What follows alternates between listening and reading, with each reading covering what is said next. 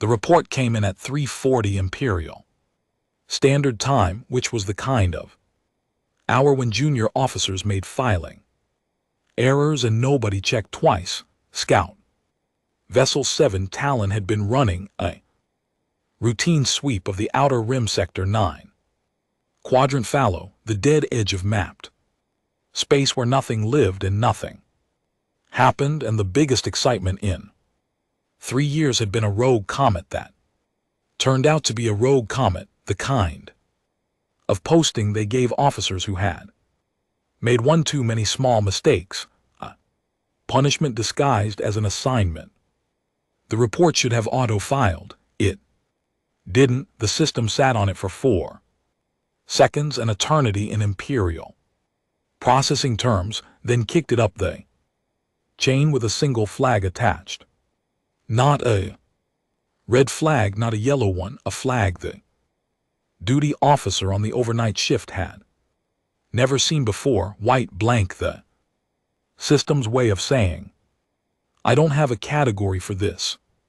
The duty officer, a young Veeth named Prex, stared at the flag for a long time, then he did what any sensible junior officer would do at 3:40 when presented with something he didn't understand. He escalated it. Admiral Vexgar did not sleep well on the best nights, and this was not a best night. His quarters aboard the command station, Eternal Reach, were quiet and cold, the way he liked them, but his mind had been running tactical models since midnight. Old habit, the kind you don't stop even after 30 years of command. So when the comm chimed at 4:12, he was already sitting up. He read the report twice. Small yellow star, 1 inhabited planet. 3rd orbital position, carbon-based. Atmosphere, bipedal dominant life. Population estimate unclear. Sensors kept returning different numbers each pass, which sensors were not supposed to do. Technological index unclear. No transponder signals, no registered fleet activity, no diplomatic record, no colonial claim from any recognized Empire member state. He read the last line 3 times. Classification attempt failed. Cross-reference result not in records. Vexgar had been in the Imperial fleet for 31 years. He had cataloged dead worlds and living ones. He had processed first contact with 11 species across 4 sectors. He had personally overseen the expansion of the Imperial Registry to its current count of 4,712,006 star systems, a number he knew by heart, the way other men knew their children's birthdays. There was no system at that coordinate in those records. That was not possible. He dressed in the dark, not because the lights bothered him, because he needed the minute it took to button a uniform in darkness, needed to think a database error had to be. The Outer Rim archives were old. Some of them migrated 3 or 4 times across different storage formats over the centuries. Data got corrupted, entries got dropped. It happened rarely, but it happened. He would send a second scout. The second scout would file a proper report. The entry would be created. The number would become 4,712,007. He told himself that with the calm of a man who had never once had to tell it to himself before. The second scout went out at 600 standard 2-person crew, long range sensors, orders to do a full spectrum pass and return with a complete planetary profile within 72 hours. It came back in 19. The crew, both of them, were sitting very straight when they docked, the kind of straight that wasn't discipline, the kind that was what the body does when it has decided on its own to be very still. Vexar met them in the debriefing room. Personally, he didn't usually do that. For scout reports, he pulled a chair out across the table from them and sat down and looked at them and said nothing. The senior scout, a doll named Veth Oren, who had been running outer rim routes for 12 years without incident, put her hands flat on the table and said, "They were already watching us when we arrived, sir," Vexar said. "Explain." "We dropped out of transit at the outer edge of the system, standard approach. Distance far enough for passive observation before we ran a single active scan, before we pinged anything. We picked up targeting locks, 12 of them, from assets we could not visually locate. You were locked by ships you couldn't locate on any spectrum we ran. They weren't cloaked, sir. Cloaking has a signature. These had no signature. They were just..." She stopped, "not there until they were." The junior scout, who had said nothing, said quietly. Vexar looked at him. "They had locks on us for 6 hours, sir. We ran passive scans. We took readings. They watched us take readings. When we turned to leave, the locks released, clean all at once, like a door being opened. The room was quiet," Vexar said. "Was there any communication attempt?" Vethorn put a data chip on the table between them and slid it across. "One transmission," she said. 40 minutes into our observation window, we didn't respond. We didn't know what it was at first. It came in on a frequency we don't actively monitor. It took the system 11 minutes to even identify it as a directed communication rather than ambient signal. What was it? She looked at the chip, then at him. "Text only, sir. Imperial Standard. Clean grammar, no dialect variants, no translation artifacts. Whoever sent it either speaks it natively or has had a very long time to practice." He picked up the chip. He didn't look at it yet. "What did it say?" "4 words, sir," she said. "The 4 words. We've been waiting." Vexar sent the cruiser Bright Dominion 2 days later. Not a scout, a proper cruiser, 400 crew, full weapons complement, enough firepower to crack a moon. He told Captain Drexel to make the approach visible. No quiet observation. Come in with full transponder broadcast. Standard Imperial Fleet formation. Run the contact protocol the way the book said to run it. He wanted to see what a show of force looked like from the other side. Bright Dominion was gone for 8 days. It came back intact. Every crew member accounted for. No damage to the hull, no weapons fired, no casualties. Vexar looked at Drexel in the debrief room, and Drexel was a man who had done 2 combat tour and put down a colonial uprising with his own hands, and was not by any definition a man who rattled. He was rattled. "They met us," Drexel said. "One ship came out to the edge of the system and just held position. No weapon signature, no shields up, just sitting there in open space like they were waiting for a bus." "What did they look like?" "The ship. Nothing in any registry. Long haul design, dark material, no visible propulsion ports, which means either they're hiding the ports or the propulsion system is something we don't have a file on." Vexar kept his voice flat. "And we ran the contact protocol. Hailed them on all standard frequencies. They responded on the first try, sir. Not after a delay, immediately, like they had the protocol memorized." Drexel paused. "They might have the protocol memorized. What was said?" "They asked us to state our intentions. We gave the standard Imperial introduction, registry number, diplomatic designation, Empire.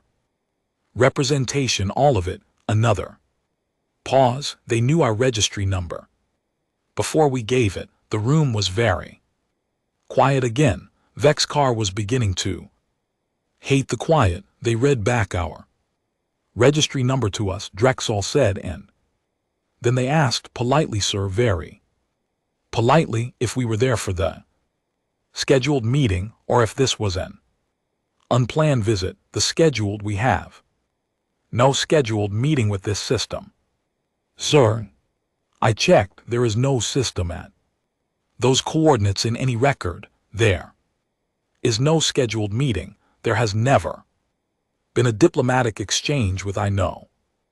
Vexcar said. Drexel looked at him. I know there's no record, Vexcar said. What else? Their lead diplomat came aboard voluntarily, asked permission. First, waited for it to be granted, came across on her own shuttle. She sat in our conference room for 3 hours. She had tea. She was calm, sir. The kind of calm that made my senior staff feel like they were the ones being evaluated. He reached into his uniform pocket and put something on the table. A card, small, pale material, not quite paper, on it in Imperial Standard, a name and a title. Commander Yara Ase, Earth Diplomatic and Military Liaison. Earth. Vexcar picked up the card. It was warm. Somehow, even though it had been in Drev Sol's cold pocket for 8 days, she left. That, Drev Sol said to give it to whoever was in charge of the investigation, said, and I'm quoting directly here, sir. Tell them we're not hard to find. We just needed to know if they were ready to look. Vexcar turned the card over. On the back in very small letters, the same. Coordinate his scouts had first reported the blank one, the one not in the records, and below it one more line. We've known yours for a long time. That night, if you called it night, aboard a station that cycled artificial light on a 26-hour clock, Vexcar stood at the viewport of his office and looked at the stars and did something he had not done in a very long time. He thought about what he didn't know. The Empire's power was information, not just military strength. Information, 4.7 million cataloged systems, thousands of species indexed, classified, ranked by development tier, and threat assessment. The registry was not just a database, it was the Empire's proof of itself. You are known. Therefore you exist in relation to us. You are ranked, therefore you are understood. You are understood. Therefore you are manageable. A thing not in the records was not a thing. Except this thing had sent ships into Imperial space without triggering a single border sensor, had placed targeting locks on Imperial scouts without any detectable technology, had a diplomatic liaison who showed up aboard an Imperial cruiser and drank tea and left a business card like she was attending a trade fair, had been waiting. His reflection in the viewport looked the same as always, square jaw, the gray that had come in at his temples 3 years ago, the particular set of the eyes that officers under his command called the look among themselves, the expression that meant he had decided. Something in the deciding was already done. The reflection was lying to him. He hadn't decided anything. He didn't have enough pieces. He pulled up the original scout report on his desk. Terminal, read it again. The part that kept snagging wasn't the missing records that he could almost explain. Archival error, ancient data loss. Fringe of map space. What he couldn't explain was the debris field, or rather, the absence of one. Every inhabited system the Empire had ever cataloged had a debris field. It was a byproduct of early-stage space activity, spent propulsion casing, dead satellites, the wreckage of test vehicles and failed launches, the accumulated litter of a species learning how to leave its own atmosphere. You could estimate a civilization's technological age within a century just by reading the density of its debris field. This system had none. Not thin, not sparse. None. Either this species had never had a space program which did not match the ships that had locked onto his scouts, the shuttle that had docked with Bright Dominion, the diplomat who had crossed open space in a vessel that ran on something Imperial sensors couldn't read, or someone had cleaned it up, every piece of it deliberately. He stood at the viewport for a long time. The stars didn't move. They never did. That was the thing about them. You could build empires in the space between them, catalog every rock and gas cloud and spinning dead world, fill 4-7 million records with names and ranks and threat assessments, and something could still be sitting out there in the space between the known things, watching the empire build. Waiting, he picked up the card again. Earth. He had never heard that word before. Tonight, in 31 years of Imperial service, across 4.7 million cataloged systems, he had never once encountered that word.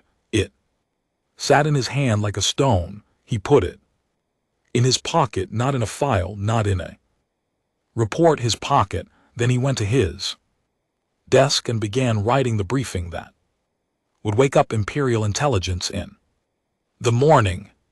And he chose his words very carefully because some part of him, the part that had survived 31 years by knowing when the ground was changing under his feet, understood that the way he wrote this briefing would matter, that things were moving, that they had been moving for a long time, and that he, Admiral Vexar, Senior Fleet Commander of the Galactic Empire, had not been the one to start them. Director Sornel had a rule about sleep. She slept 6 hours, not 5, not 7, 6. At the same time every night in a room, with no comm access and no terminals. She had kept that rule for 22 years. Because the work of Imperial intelligence was the kind of work that ate people who didn't have rules. She had watched it happen. Brilliant analysts who stopped sleeping, stopped eating right, stopped having anything in their lives that wasn't the work. They burned fast and they burned complete, and then they were gone, and the work remained indifferent. 6 hours every night. Vexar's briefing arrived at 600. She read it at 6:01. She did not sleep again for 4 days. The intelligence archives were not in one place. That was by design. Information distributed across 11 separate secure facilities, each one holding pieces, none of them holding the whole picture. To run a full cross-reference, you had to pull access from all 11 simultaneously, and the process left a record, and the record was reviewed, and the review meant that whatever you were looking for would eventually be known by people beyond yourself. Sorno pulled access from all 11 at 700 and didn't care who reviewed it. She started with the astronomical records, not the current registry, the deep archive, raw data going back 2,000 years before the registry was the registry, back when the Empire was still 3 systems arguing about trade routes. And the cataloging project was a single scholar with a telescope and a lot of optimism. She was looking for Earth, or rather she was looking for the hole where Earth should have been. She found it in 40 minutes, which was faster than she expected and much slower Then it should have been possible.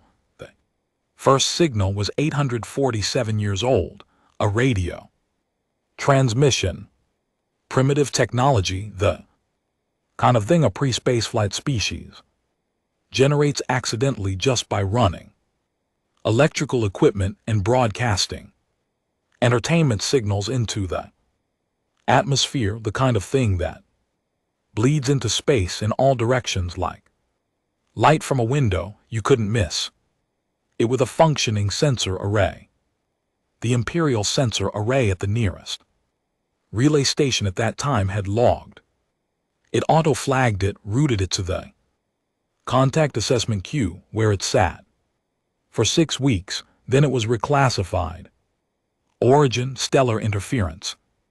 Non-artificial, no action required.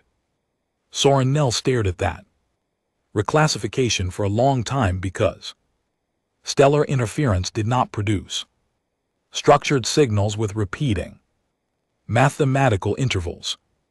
Any second-year intelligence analyst could tell the difference. Whoever had reclassified that signal had either been catastrophically incompetent or had been something else entirely. She pulled the reclassification record, found the analyst ID, ran the ID. The file came back clean. A Geth analyst named Voss.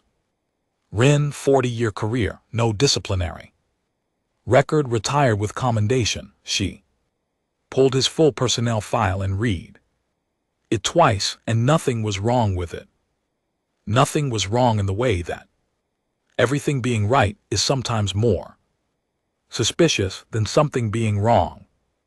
A file without a single rough edge, without one missed day or minor reprimand or personnel note that said, occasionally difficult in meetings. Real careers had texture. This one was smooth. She flagged it and kept pulling. There were more. That was the thing.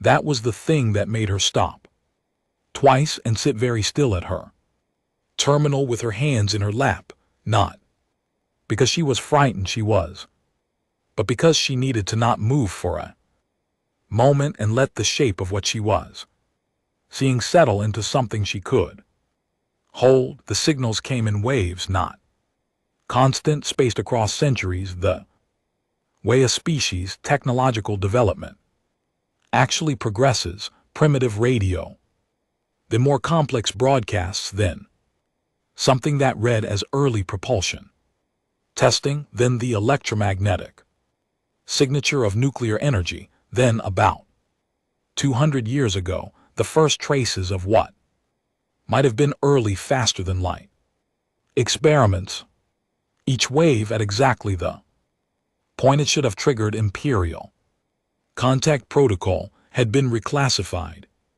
17 times over 800 years. Different analysts, different relay stations, different sectors of the outer rim as the signal spread, but always the same result. A flag that should have started a contact assessment quietly turned into a notation about stellar interference or equipment calibration or data corruption, and filed away where no one would look at it again. 17 separate people across 8 centuries making the same quiet wrong call. That was not coincidence. Coincidence was one person, maybe two. Coincidence did not sustain itself across 17 instances and 800 years, without breaking once, without a single analyst asking a question or raising a concern or leaving a note that said, something feels off about this.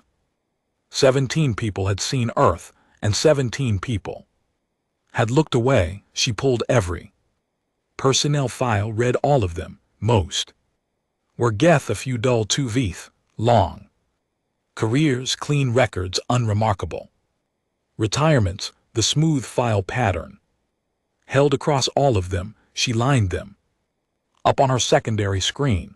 17 faces, 17 clean careers, and looked at them the way she looked at things when she was trying to find what they had in common. She almost missed it, not in the faces. She wasn't looking for something that obvious. She was looking at the dates service. Dates specifically when each analyst had been assigned to the relay station or sector where they'd processed the Earth-adjacent signal. The assignments had not been random. The assignments were lateral transfers, every one of them someone posted to a relay station from another post or from a desk assignment or from a training program. In each case, the transfer paperwork was routine. In each case, the transfer had been processed by a different midla logistics coordinator somewhere in the Empire's sprawling administrative body. She started pulling the logistics coordinators. She found 6 of them. She almost kept going, almost pulled those files the same way she'd pulled the others when something made her stop. A different instinct, the one that had kept her alive in this job when the clean analytical approach would have walked her into a wall. She ran the 6 logistics coordinators through facial composite analysis instead of personnel records, stripped out the ID numbers and the career histories and the commendations, just faces against the biometric database. One of them came back with a flag, not a match to another Imperial employee, a match to a physical profile type that the biometric database categorized, for lack of a better file, unclassified bipedal outer rim. She sat with that result for a very long time. Then she locked her terminal, put a level 6 security hold on everything she'd accessed in the last 6 hours, and walked to the window of her office. Outside, the station's rotation brought the star field into view, slow, steady. The same stars she had looked at from this window for 9 years. She had spent those 9 years building what she privately considered the most complete picture of the galaxy's intelligence landscape that any single person had ever held. She knew which species were lying to the Empire about their military capabilities. She knew which trade agreements were fronts for a resource extraction. She knew where the bodies were buried, sometimes literally across a dozen member states. She had been proud of that. The pride had a specific shape now, the shape of someone who had been allowed to know a great many things while being kept very carefully away from the one thing that mattered, a human. And she was already calling it that, already using the word from the briefing, the word from the card. A human had sat in an Imperial logistics office somewhere and routed personnel transfers for the better part of a career, had put the right people in the right positions at the right moments, had turned 800 years of careful coverage into something so clean it looked like empty space. She thought about what that took, not the intelligence, the patience, the willingness to move slowly, one small piece at a time, never rushing, never overcorrecting, trusting the process. Over decades and generations, the Empire moved fast. The Empire had always moved fast because speed was power, and power was the point. Something had been moving slowly right beside them, and they had never noticed because they weren't looking for slow on Earth, though.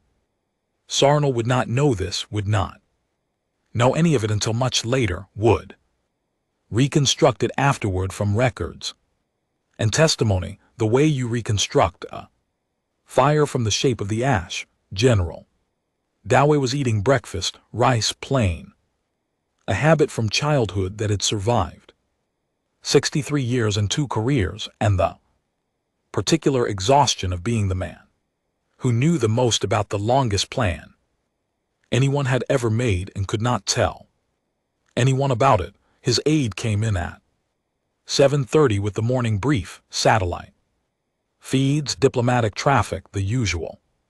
Spread of information that told him what the empire was doing and how fast they were doing it. He read the relevant line, looked at the date, put down his chopsticks.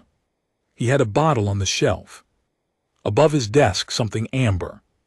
Something old, something he had been given by his predecessor with instructions not to open it until the day the empire finally looked. He took it down, poured 2 glasses, small ones.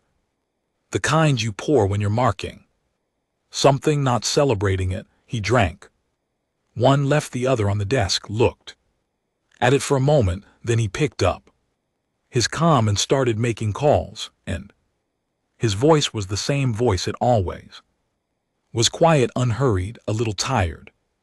And everyone who received those calls understood that the next phase had begun. Back in her office, Sorino pulled up a report template and stared at the blank header for a while. She knew what she had found. She knew what it meant. A network, patient, distributed, multi-generational, embedded inside the empire's own administrative body, not espionage. The traditional sense, no stolen secrets, no sabotage systems, no assassinations, just a very long, very quiet act of misdirection. Look here. Not there, file this wrong, transfer that person, let the machinery of a 4.7 million system empire process 1,000 routine tasks and never notice the one thing those tasks were designed to hide. She knew who she needed to tell. Vex Carr, the Praetor's office, the full council. She also knew that somewhere in the chain between herself and those destinations, there might be another smooth-filed employee with a face that didn't match their records. She had found one. She had found the coordinator. Because she ran composites instead of files, she had not run composites on anyone else. She had not run them on anyone in the current active intelligence staff, had not run them on the Praetor's administrative office or the fleet logistics corps or the communications relay teams. She had found one. There might be more. She sat with that for a long time, sat with the particular weight of being a woman who had spent her career knowing things and now could not be certain that the tools she used to know things were clean. Then she did what she always did when the problem was bigger than she could hold in one sitting. She broke it into pieces. First piece, the report, written carefully, specific facts, no speculation, no interpretation beyond what the data directly supported. She would write what she found and not what she thought it meant. Second piece, verification. Before she sent anything to anyone, she would run composites on every current employee with access to her report's distribution chain. If there were more smooth-faced logistics coordinators with unclassified bipedal profiles sitting in Imperial intelligence, she would find them before they found her report. Third piece, the question she was not ready to write down yet, but which was already sitting in the back of her mind, waiting, the way difficult questions always waited. Not how did this network exist? Not how many of them are there? The real question, what were they waiting for? Because that was the thing about a network this patient, this careful, this committed to the long view. You didn't build something like this without knowing what the ending looked like. You didn't place people inside an empire for 800 years and keep that secret intact across generations without having a very clear picture of what all of it was for. The cover-up wasn't the plan, it was the preparation. And if the empire was only Now noticing, only now looking, only now. Reading a card that said, "We've known yours for a long time." Then the preparation was over. She started writing. Outside her window the stars held their positions the way they always did, indifferent, patient, full of things not yet in any record. The War Council met on the third day, not because 3 days was the right amount of time to understand what they were dealing with. 3 days was nowhere near enough time for that. 3 days was the amount of time it took for the Praetor's office to stop pretending this was an intelligence matter and start treating it as what it actually was, a political one. Praetor Malethune arrived last, the way he always did, not because he was late, because arriving last meant everyone was already seated when you walked in, and everyone already seated meant everyone already aware of who the room belonged to. 22 years of leading the empire had given him a very precise understanding of which small things communicated large truths, and the order of entry into a room was one of them. He sat, looked at the faces around the table, Vexgar at his left, expression unreadable, Sorino at the far end, a data tablet face down in front of her, which meant she had things to say that she had not yet put in a formal report, which meant she was being careful, which meant she was more concerned than she was willing to write down. He noted that, filed it. "Admiral," he said. Vexgar stood and gave the summary cleanly, the way Vexgar always did. No decoration, no cushioning, just the sequence of facts in the order they had occurred.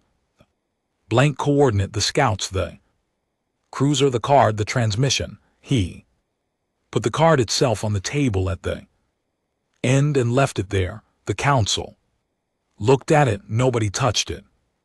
Malethune said, "Options." Vexgar had 3. He laid them out the same way. Clean, ordered, undecorated. First, diplomatic contact. Send a formal delegation. Establish communication through proper channels. Treat this as a standard first contact scenario. Acknowledge the anomaly in the records as an administrative oversight. Proceed as though the situation were normal. Second, blockade. Position a fleet at the system's edge. No engagement, no invasion, a show of presence. Force the other side to respond to imperial terms rather than setting their own. Third, preemptive military action. The system had one inhabited planet, imperial fleet. Strength in the region was sufficient. Tier 3 conflict by every metric. Quick, manageable, low cost. The numbers were on the table. Fleet strength, estimated planetary population, projected engagement duration, resource expenditure, clean columns of figures. That turned a situation with no good answer into something that looked like arithmetic. Counselor Dreth Vaughn, who had been running military appropriations for 11 years and thought in budgets, looked at the third column and said, "The preemptive option is the most efficient use of the numbers are wrong." Soren said it without standing up, without raising her voice, the flat delivery of someone stating a fact they had already verified twice. The table looked at her. She picked up her tablet, turned it over, did not look at it. She had already memorized everything on it. The population estimate is based on atmospheric sensor readings and surface thermal signature mapping. Both of those methods assume the population is distributed the way populations are normally distributed, concentrated in urban centers, stable, not moving. If a population is in active relocation, both Methods return numbers that are too low. By a significant margin, she paused. Fleet registry is based on transponder detection. Their ships do not carry transponders. Our registry does not reflect their actual fleet strength. It reflects the number of their ships we have been able to locate, which is a different number and probably a much smaller one. The table was quiet. Every figure in the third column, she said, is derived from data collection methods that this particular civilization, Shen, appears to have specifically designed around. The numbers are not wrong by accident. They are wrong because we have been handed wrong numbers. Dreth Vaughn said, that's a significant claim. Without, I found 17 instances of deliberate signal misdirection going back 800 years. Soren L. said, I found at least one human asset embedded in Imperial administration. I have not finished looking, which means there may be more, which means I cannot tell you with confidence that any data channel we used to compile these estimates is clean. She put the tablet down. The numbers are wrong. Melith Un had been watching her. He looked at Vexar. Vexar's expression had shifted. Something behind the eyes. That wasn't quite agreement and wasn't quite discomfort, something that had been there since he'd walked in. Melith unrealized, something he had brought with him from 3 days of reading scout reports and holding a small warm card in his pocket. The blockade. Melathan said, Option 2, we position. We observe, we do not engage. Sornel said nothing, which was its own kind of statement. The blockade fleet was 17 ships, enough to make the point clearly, enough that no reasonable assessment of the situation would look at those 17 ships and see anything other than the full weight of Imperial intent. It took 4 days to position. On the 5th day, the fleet dropped out of transit at the edge of the system, and Admiral Vexgar, watching from the command station via type beam relay, received the first report from Fleet Captain Orif Dayan. Within minutes of arrival, he read the report, read it again, then he sat very still for a moment, his hands flat on his desk, and looked at nothing in particular. The planet was there, third orbital position, yellow star, the coordinates that matched the blank record exactly. It was there. The atmosphere was intact. The land masses were present, the oceans, the weather systems, the cloud cover, all of it. There, the people were not. Captain Orif Dayan's voice on the relay was professionally steady in the way that people's voices are when they are working very hard at being professionally steady. We are reading no life signs on the planetary surface. She said, no concentrations of any scale. We have run 6 passes at multiple altitudes, and the result is consistent. The surface is empty of its population. Vexgar said, the moon installation also empty, but sir, the installation is running fully powered, all systems active, environmental controls maintaining habitable temperature and atmosphere throughout. The lights are on. A pause that lasted slightly too long. It looks occupied. Everything functions as though people just stepped out. There is prepared food in the facility's kitchen that is still warm. Vexgar closed his eyes, opened them. The ship's gone. Sir, we are detecting no vessels in the system. The ships that locked onto our scouts, the ship that escorted our cruiser, nothing. No transponder signal, no engine wash, no residual heat signatures. They left clean. How long ago? The pause this time was longer. Based on the food temperature, sir, we think within the last 6 hours, but that's not, she stopped, that's not possible. The population of this planet, based on everything we observed, was in the hundreds of millions. You cannot move hundreds of millions of people in 6 hours. You cannot move them in 6 days. The infrastructure required, the number of ships, the coordinations, or this should have taken years. The relay hummed quietly. Vexler said, what did the surface look like? Completely, city standing, infrastructure in place, power grid still running, no signs of evacuation. Panic, no abandoned vehicles blocking roads, no crowding damage in transport hubs, the places where people waited to board transport. We could find them, sir, by the pattern of foot traffic in soft ground, by the arrangement of things left behind. They were orderly. They knew where to go, and they went there. They left their cities intact. Because she stopped again. Because what, Captain? Because they planned to come back, sir. That's the only reason you leave a city intact and the lights on. When you're leaving, you leave it like that because you expect to return. Vexler forwarded the report to Sorinal and the Praetor's office simultaneously. Sorinal's response came back in 8 minutes. I need more time. The Praetor's office took 4 hours. Then Malethian himself came on the relay, and his voice was the same voice it always was, composed, weighted, carrying the particular gravity of a man who had spent 22 years being the last word on every subject. Analysis, he said. Blockade.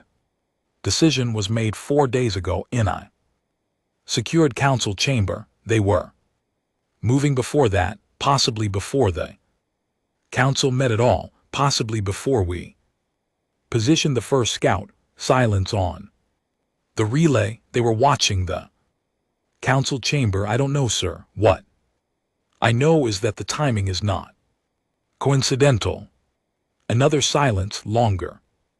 Where are they? Unknown. The silence after that one was the longest. Vexcard could hear the shape of it, the Praetor processing what it meant for a population in the hundreds of millions to be simply unknown, to have stepped off a planet and into blank space and left no trail that 17 Imperial ships could find. What do they want? Melathan said. I think Vexcard said carefully that they want us to ask that question. The transmission came 40 minutes later. It arrived on a standard Imperial communication frequency, properly formatted, routed through the relay network with a transmission ID that the system logged without error.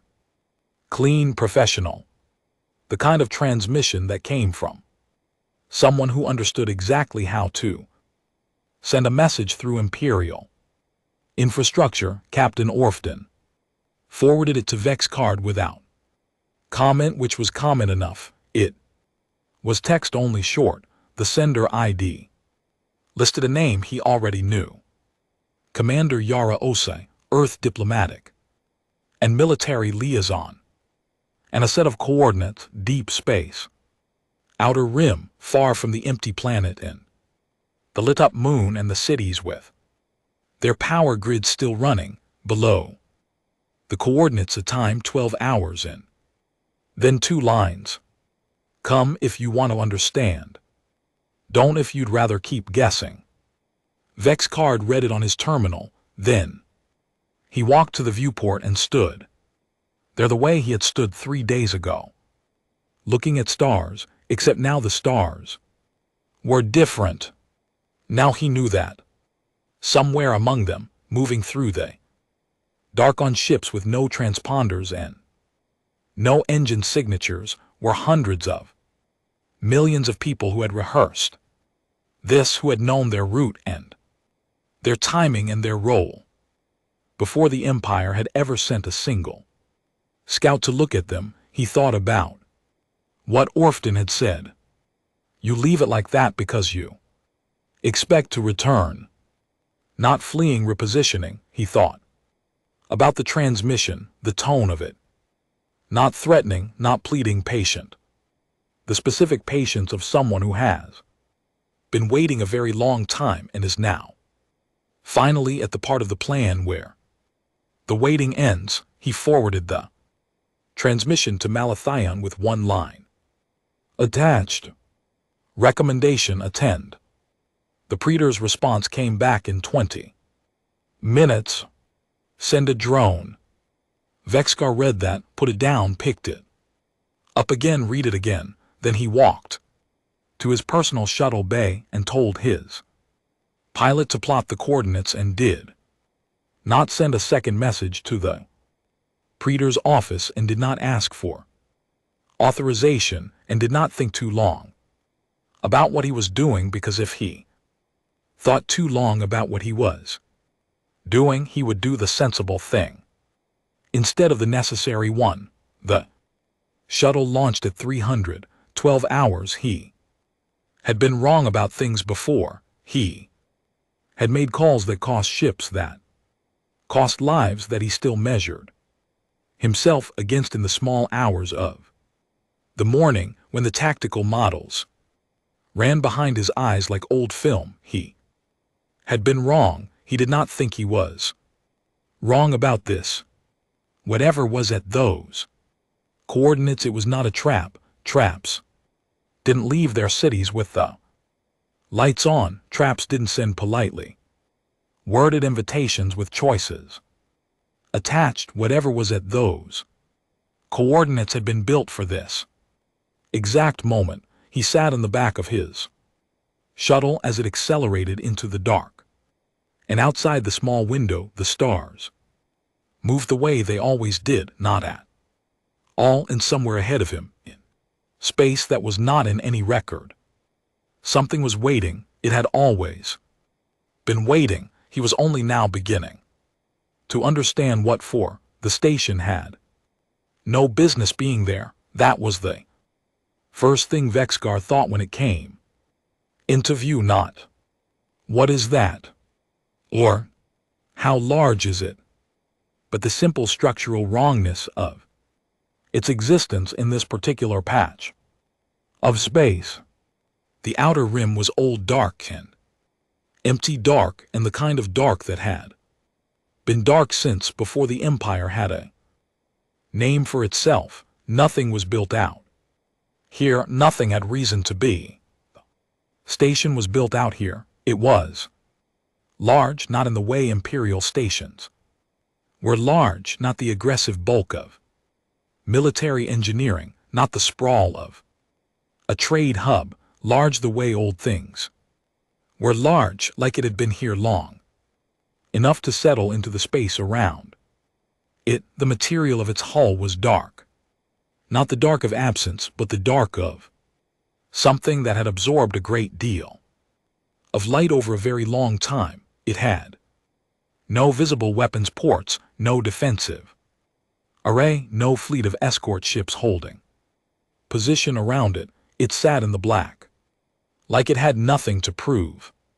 Vexgar's pilot brought the shuttle in slow, which was the right call. There was a docking signal broadcasting on a frequency the shuttle system recognized. Imperial standard again. That small detail that kept sitting wrong in a docking bay that opened as they approached, as though they had been expected, which they had been, which Vexgar was starting to understand was going to keep being true about everything. They docked. The bay was clean and warm and lit with a soft light that wasn't quite like Imperial station lighting, warmer somehow, less clinical. There was gravity properly calibrated. There was air properly mixed, both of which meant this station had been built with Imperial physiology in mind, or had been adjusted for it, either of which was its own kind of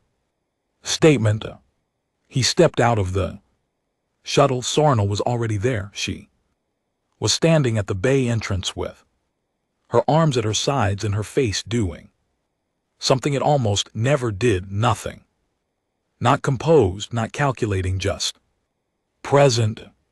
She looked at him the way people look at each other when they have separately arrived at the same place by different roads, and the coincidence of it is not quite funny.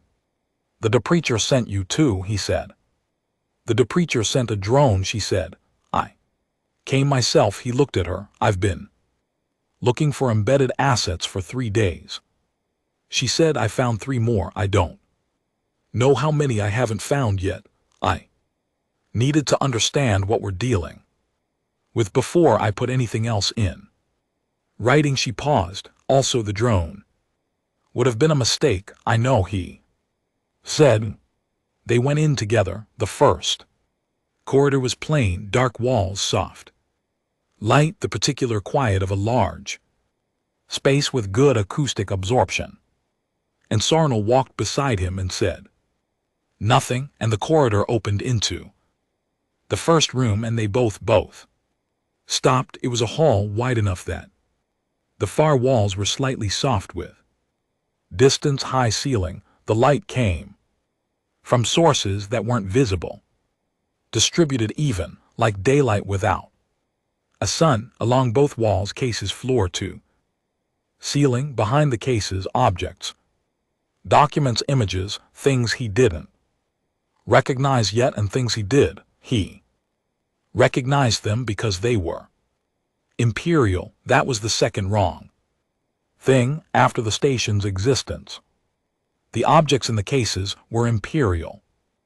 Imperial weapons, imperial insignia, imperial administrative documents in the specific format the Empire had used during its first expansion period 400 years ago. Artifacts from the Veeth, annexation, a flag from the Dahl, consolidation, a treaty document with a burn mark along one edge, the same burn mark that appeared in historical records of the outer colony disputes because one of the signing parties had tried to destroy their copy before it could be enforced. He had read about that treaty in his first year at the Imperial Academy. It had been presented to him as a story about the importance of ironclad documentation. The original was in a case 6 FD from his left hand. He kept walking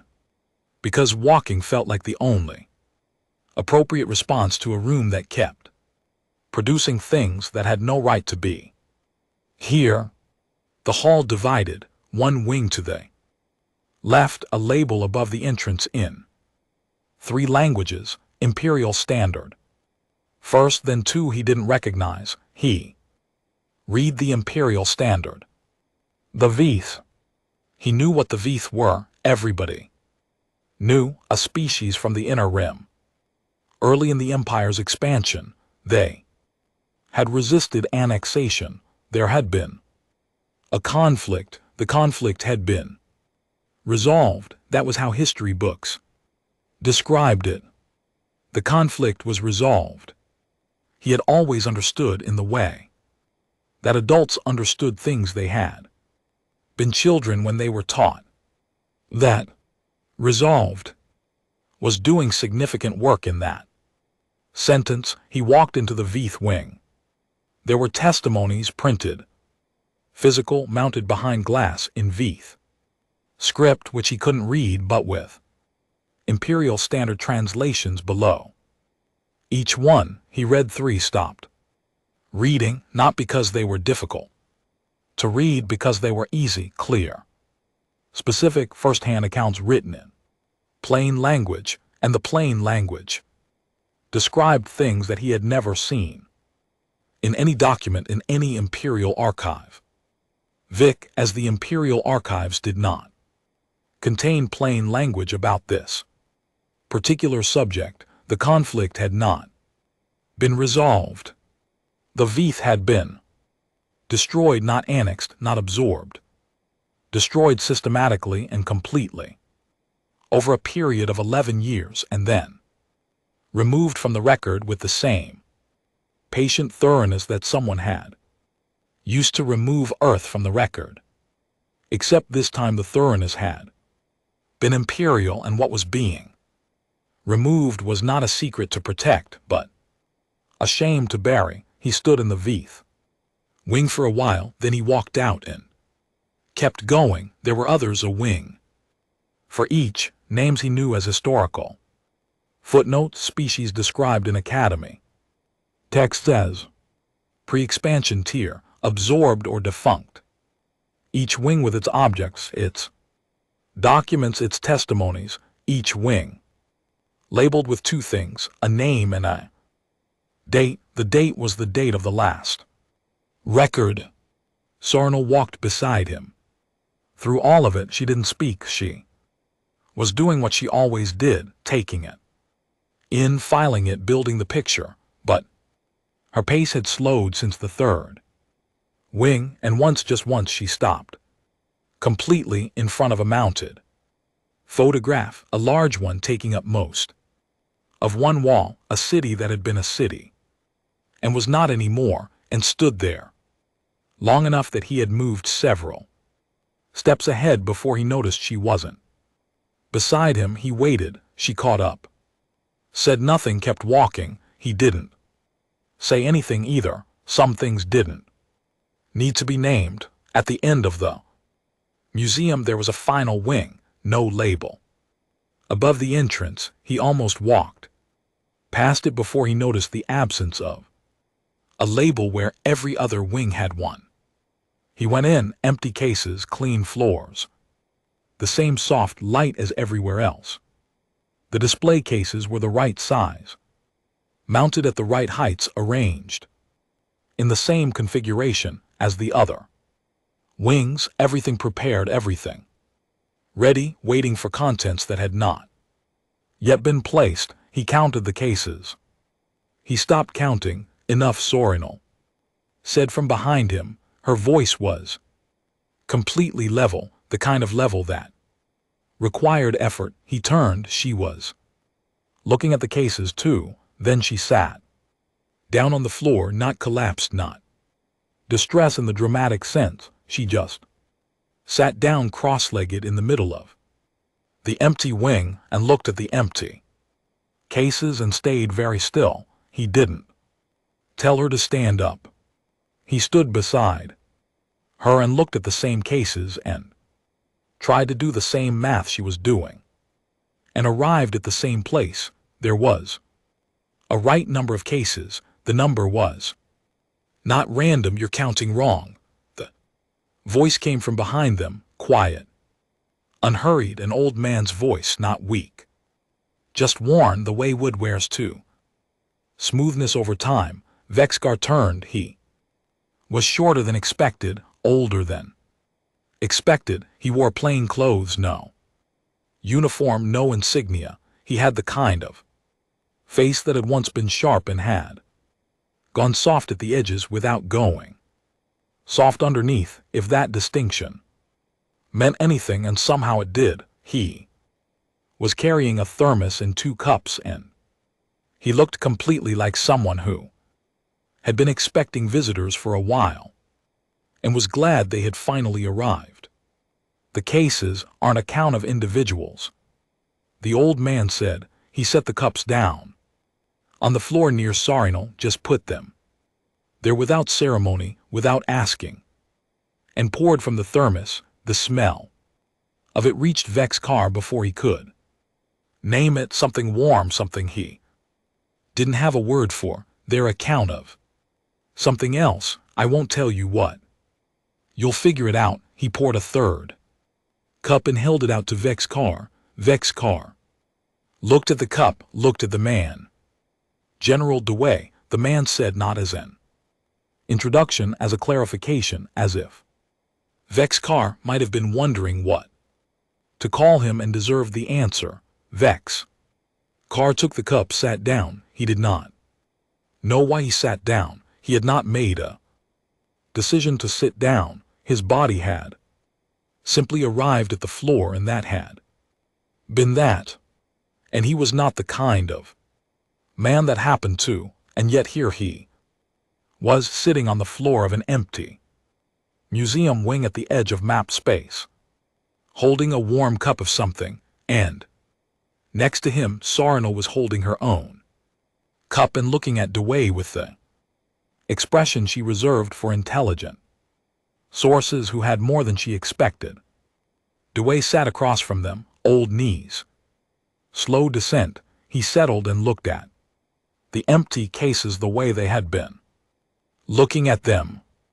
Not with satisfaction, not with threat. With something more like tiredness. How long has this station been here?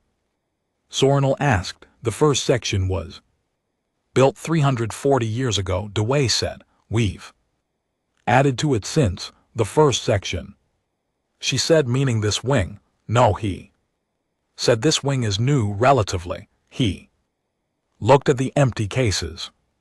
We hoped we wouldn't need it. The room was quiet for a while. Vexkar looked at his cup, drank from it. He didn't ask what it was. It was warm and it was slightly bitter, and it was the first thing he'd had since leaving the station that his body processed as food rather than fuel. You built this for us, he said, not a question. The museum, you built it to show us. We built it to remember, Dewey said. Showing you is secondary. He turned the cup in his hands. We've shown it to others quietly over the years. Species that were deciding whether to align with the Empire or find other arrangements. We don't tell them what to decide. We just show them the record. How many species have seen this? Dewey looked at him with something that might have been the beginning of a smile. Enough, Sarnal said. The transmission. We've been waiting. What were you waiting for? The old man was quiet for a moment, not because he didn't have the answer, because he was deciding how much of it to give. We were waiting, he said, for you to be ready to look. He looked at Vexkar. You came without authorization. That matters. That's a person choosing to know something instead of being told what to know. We needed to know if the Empire could still produce people like that, and if we couldn't, then the empty wing would have a label, Dewey said very simply, and a date. The room held that. Vexkar did not look at the cases. He looked at the old man, at the tiredness in him. Not defeat, not satisfaction, though.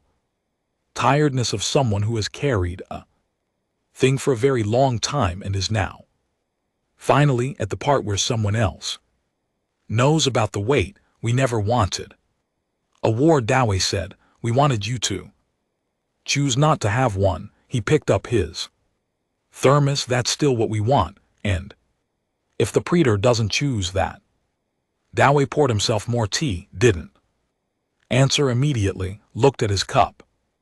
Then the record will be complete, he said. Outside the viewport at the far end of the wing, space was the same as it always was, dark, indifferent, patient, the stars holding their positions across distances too large to mean anything and too large to ignore.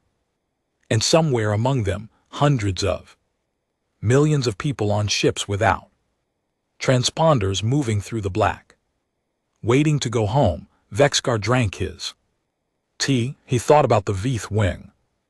The photograph Sarnal had stopped in front of, the burn mark on the treaty document. He thought about the empty cases and what they were counting. He finished the cup and put it down carefully and looked at this tired old man from a planet not in any record, and understood in the specific way that understanding arrives when it is too late to be comfortable, that this conversation was not the plan. This conversation was the mercy built into the plan. The plan didn't require him to understand. He was here because they had hoped he might. Malethian had not slept. Either. Not in the disciplined way. Sornel didn't sleep, not because the work demanded it. Because the particular machinery of his mind, the one that had run the empire for 22 years on a combination of information control and political timing, had stopped producing clean outputs and was producing noise instead. The same fragment cycling, an empty planet, a lit-up moon, a card on a table that nobody touched, a transmission with 2 sentences and a choice built into them. Come if you want to understand. He had not come, he had sent a drone. The drone had arrived at the coordinates and found the station and begun its passive scan, and then its feed had cut out, not destroyed, not jammed.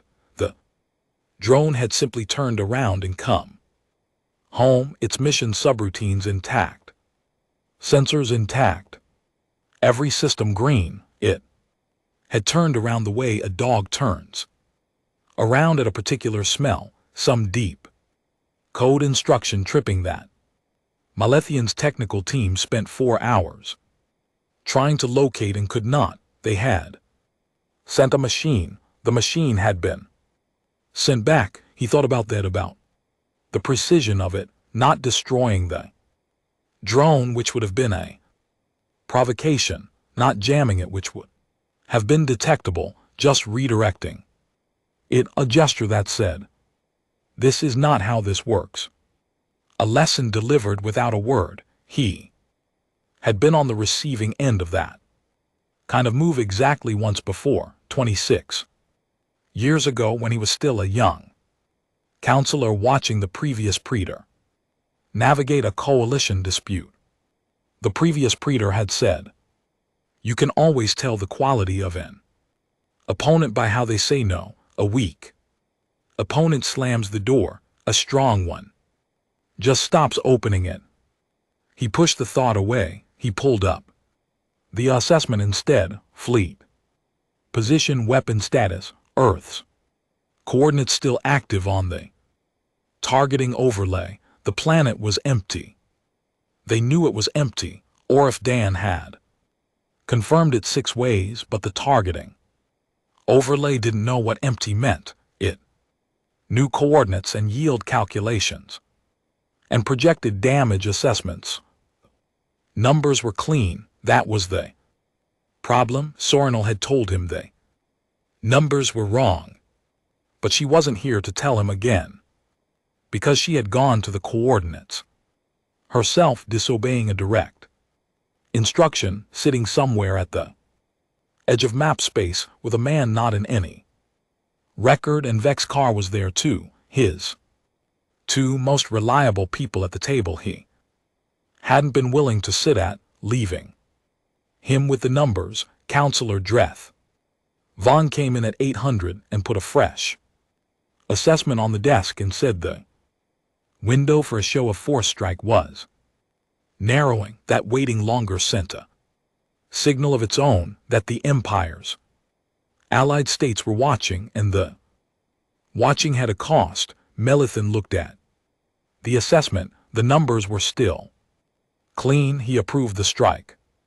Or if Dan received the order aboard the Bright Dominion and read it twice and then set it down on the console in front of her and looked at it with an expression her bridge crew did not see, because she had turned her chair slightly away from them to read it. She thought about the transmission, the 2 sentences, the choice. She thought about the warm food in the Moon installation's kitchen and the foot traffic patterns in soft ground at the transport hub's orderly lines going in one direction, nobody running.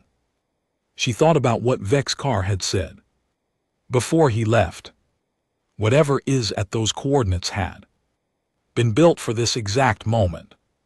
She picked up the order and authorized it and gave the command, because she was a captain of the Imperial fleet and she Had taken an oath, and she had not yet arrived at the place Vex-Car had arrived at when he walked to his shuttle bay at 300. She was not sure she would ever forgive herself for that. She gave the command. 17 ships opened fire on an empty planet. The volley was full yield.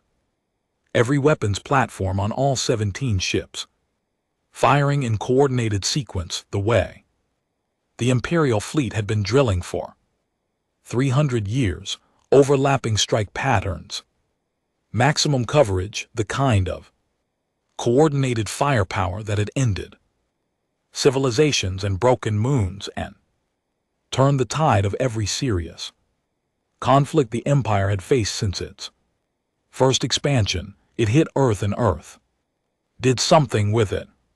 The first indication was the light, not the expected light of surface detonations. That was there briefly, the initial impact bloom, but something else rising from beneath, from the crust itself, a grid of illumination spreading outward from every impact point simultaneously, like a network waking up, like something buried very deep and very deliberately, receiving exactly what it had been designed to receive. The weapons fire went in, the grid took it, not deflection, not reflection. The energy didn't bounce, it was pulled, drawn down into the surface along channels that the fleet sensors were only now detecting, because they were only now active. A lattice work of some material running through the top kilometer of Earth's crust, like roots, like veins, like the infrastructure of something that had been growing underground for 30 years. While its architects went about their surface, lives above it, the planet ate the fire, all of it. Orif Dunn watched the sensor readings and did not speak, and her bridge crew did not speak, and the silence on the Great Dominion had a specific texture, not the silence of waiting, not the silence of shock, but the silence of people who have just understood that the thing they were doing was never going to do what they thought it was going to do, but had in fact been anticipated and planned for and prepared against, and that the preparation was 30 years old. The planet glowed. Every impact site, every grid node pulsing with the energy it had just absorbed, the whole surface lit from beneath like a thing that was alive, which it was in a way, in the way that anything becomes alive when given enough intention and enough time. Then it stopped, the light went out clean all at once, like a held breath released. Earth sat in the dark the same as it had before the strike, same atmosphere, same ocean, same cloud cover drifting across, the same land masses, undamaged, unchanged. 17 ships had just fired everything they had at it. It had not noticed. Malathan received all of Don's report 18 minutes after the strike. He read it. He read the sensor data attached to it, the grid readings, the energy absorption calculations, the post-strike surface assessment. He read the number at the bottom, the yield of the combined strike expressed in a unit that had always before been followed by the word destruction.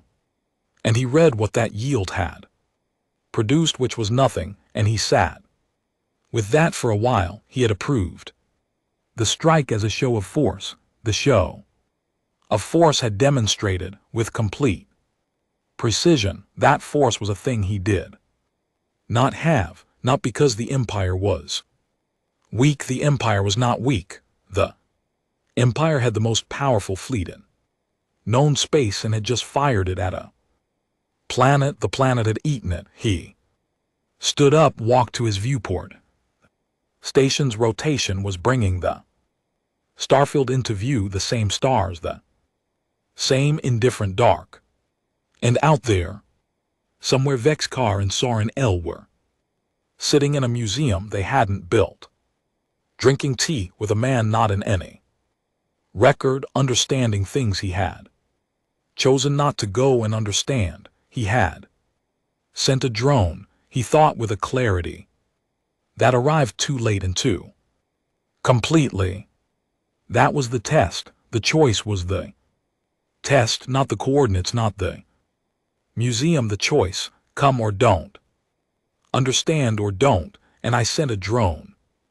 His comm chimed 14 signals, simultaneous. Near enough, he knew the origin codes. Before he opened them, 14 allied states, 14 independent species who maintained relationships with the empire that were called partnerships and were actually more comfortable word for deference. 14 species who received imperial protection in exchange for imperial access to their resources and their trade routes and their political support. In the Galactic Councils, he opened the first one. It was short, diplomatically worded, the way things that have already been decided are diplomatically worded. The language of a choice communicated rather than discussed. The Vithrin collective was suspending its trade agreement with the empire pending review. No hostility, no alliance broken, just we are stepping back. He opened the second, the third. He stopped opening them after 7 because they were all the same message in different diplomatic language, and he understood the shape of what was happening. They had been watching, not just today, not just the strike, the 14 observer ships. He had known about them. Sornel had flagged possible observer presence in her last report before she left, had been positioned before the blockade fleet arrived. They had watched the empty planet, the lit moon, the orderly departure of a civilization that knew exactly where it was going. They had watched 17 imperial ships fire on an empty world, and now they were stepping back one by one, quietly, the way you step away from something you have decided you don't want to be associated with, not dramatically, not with declarations, just distance measured, polite, irreversible.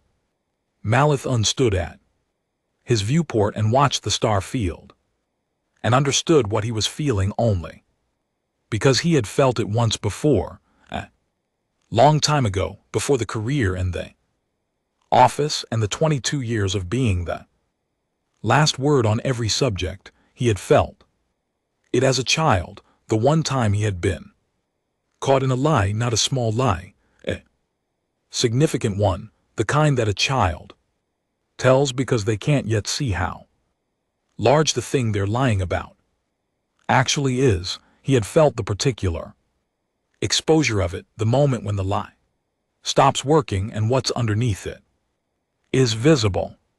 He was the most powerful political figure in the known galaxy. He felt exactly like that child. The transmission from Commander OC began, broadcasting 40 minutes after the strike. It went out on every standard galactic communication frequency simultaneously, which meant it had been pre-recorded and pre-scheduled, which meant she had known the strike was coming, which at this point surprised no one who was paying attention. It was not a declaration of war. It was not a list of demands. It was the museum, all of it, the records, the testimonies, the wings with their labels and their dates, the artifacts in their cases, the photograph of the city that had been a city, everything documented and compressed and transmitted in a format that any species with basic receiver technology could access and read in their own language, because the translation matrix had been prepared in advance for all of them. And at the end, before the footage of Earth absorbing the strike, which was there, clean sensor footage, unedited, the grit lighting up in the planet glowing and going dark again, undamaged at the end. There was a single text frame. 1. Question: what kind of galaxy do you want to live in? No signature, no demand, no deadline. Just the question sitting in the broadcast away the empty museum wing. Sat in the station, prepared, patient, waiting for whoever was ready to answer. It, Vexar and Sorinal heard the broadcast on their shuttle on the way back. They listened to all of it. Neither of them spoke during it. When it ended, Sorinal turned the audio off and they sat in the quiet of transit for a while, the shuttle moving through the dark toward a command station that was going to be a different place than it had been when they left it. He struck, Vexar said. Not a question. Yes, she said. He looked out. The small viewport, stars that didn't move, the Allied states, stepping back, she said. I'd expect most of them within the week. He nodded slowly. Not the nod of someone surprised, the nod of someone confirming a shape they had already seen. She said 30 years. He said Dowey the grid 30 years. At least Sorinal said the station is 340 years. He said to build a museum, to place people inside a administration, to clean up a debris field and hide a civilization in plain sight and install an energy grid in a planet's crust. He paused and we fired at it. Sorinal said nothing for a moment, then we were given the choice not to. The shuttle ran on, behind them. Somewhere in the dark, the station sat at the edge of everything, with its soft lights and its warm lit wings and its empty cases, waiting patiently for contents that now might not come. Dowey had refilled the cups before they left, had not walked them out, had stayed sitting cross-legged, looking at the empty wing with his thermos in his lap. The specific stillness of a man who has done what he set out to do and is now letting the world do what it will with it. He had not said goodbye. He had said, give it time. On Earth, and people were already going back, the lights that had never gone off, now joined by the lights of returning ships, cities breathing back to life the way cities do when the people who belong to them come home. Commander Yara O sat in a transport bay and watched the feeds, the Allied states, the broadcast, the 17 Imperial ships sitting in orbit around an undamaged planet with their targeting systems dark, waiting for orders that were not coming because the man who gave orders was standing at a viewport, somewhere understanding something that couldn't be ununderstood.